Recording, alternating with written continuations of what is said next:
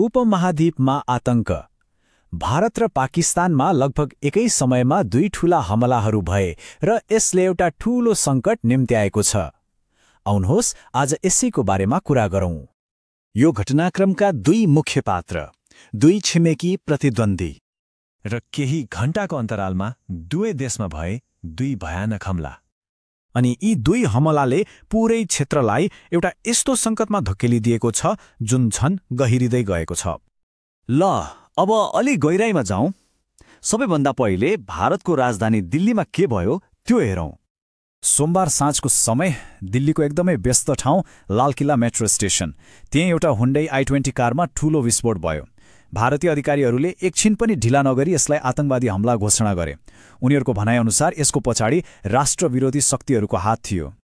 र यो भयानक विस्फोटमा कम्तीमा पनि 8 जनाले आफ्नो ज्यान गुमाउनु पर्यो। अब अनुसन्धान अघि बढ्दै जाँदा त झन् अचम्म लाग्दा कुराहरू बाहिर आए। पक्राउ पर्नेहरूमा डाक्टरहरू समेत थिए। अधिकारीहरूले त यसलाई व्हाइट कलर टेरर इकोसिस्टम नै भन्न थाले, मतलब पढे लेखेका मान्छेहरूको संलग्नता। यो साँच्चै गम्भीर कुरा हो। यति मात्रै होइन, नजिकको हरियानाबाट झण्डै 2900 किलो विस्फोटक पदार्थ पनि भेटियो।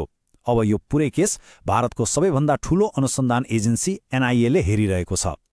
सरकारले यो घटनालाई कति गम्भीर रूपमा लिएको छ भन्ने कुरा उनीहरूले प्रयोग गरेको कानूनबाटै थाहा हुन्छ।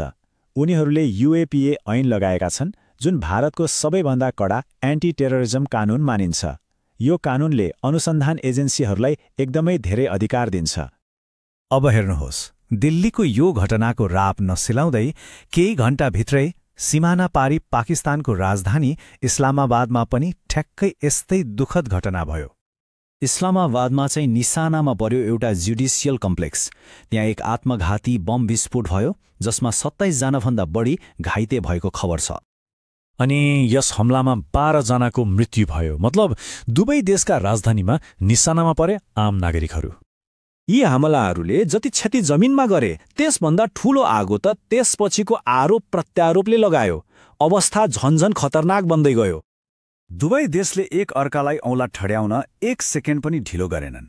भारतका अनुसन्धानकर्ताहरूले दिल्ली हमलामा पाकिस्तानमा रहेका जैश ए मोहम्मद जस्ता समूहको हात रहेको बताए।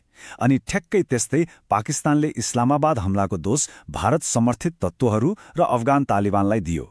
मतलब दुवैले एक अर्कालाई उस्तै आरोप लगाए, जसले गर्दा स्थिति झन जटिल भयो। अब पाकिस्तानले लगाएको आरोपलाई भारतले सिधै होइन भन्यो, ठाडै अस्वीकार गर्यो र योसँगै दुई देशबीच कुराकानी हुने जुन अलिकति सम्भावना थियो त्यो पनि लगभग बन्द भयो। त्यसो भए यी घटनाहरू र यो आरोप प्रत्यारोपको खेलले पहिलेदेखि नै निकै संवेदनशील रहेको यो क्षेत्रलाई कतातिर लैजान्छ त? यो अहिलेको सबैभन्दा ठूलो र महत्त्वपूर्ण प्रश्न हो। यसको असरहरू त देखिन पनि थालिसक्यो। सबैभन्दा पहिलो कुरा, 24 घण्टामा भएका यी दुई हमलाले दुई आणविक शक्ति भएका देशहरू बीचको तनावलाई एकदमै माथि पुर्याइदिएको छ। अर्को कुरा के हो भने दुवैतिर अनुसन्धान त भइरहेको छ, तर एक अर्कालाई लगाएका आरोपहरूको कुनै ठोस प्रमाण छैन, जसले गर्दा शङ्का र अविश्वास झनै बढेको छ। अनि दुवै देश अहिले हाई अलर्टमा छन्। भारतमा मुख्य ठाउँहरूको सुरक्षा बढाइएको छ भने पाकिस्तानले यो घटनालाई एउटा वेकअप कल भनेको छ। मतलब अब हामी झन सतर्क हुनुपर्छ भन्ने सन्देश। त्यसैले अन्त्यमा एउटा निकै गम्भीर प्रश्न उठ्छ। जब एकअर्कालाई दोष दिने यो क्रम चलिरहेको छ, के यो दुई देश यो खतरनाक मोडबाट पछाडि हट्न सक्लान् वा यो तनाव अझै बढ्दै जानेछ? यसको जवाफले नै सम्पूर्ण दक्षिण एसियाको भविष्य कस्तो हुन्छ भन्ने कुरा निर्धारण गर्नेछ।